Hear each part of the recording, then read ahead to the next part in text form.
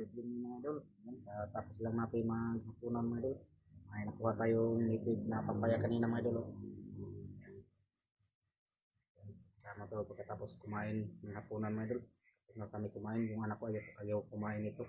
Hindi doon sa kakain. So, ito papaya po ito yung mga idol.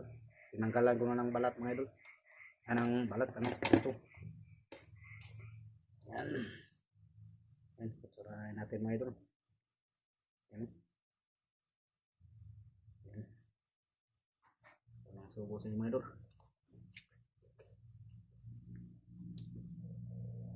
Fresh na fresh ito mga idol. Kaninang hapon ko pa ito kinuha.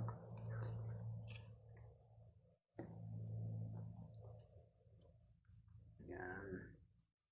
Yan mga idol.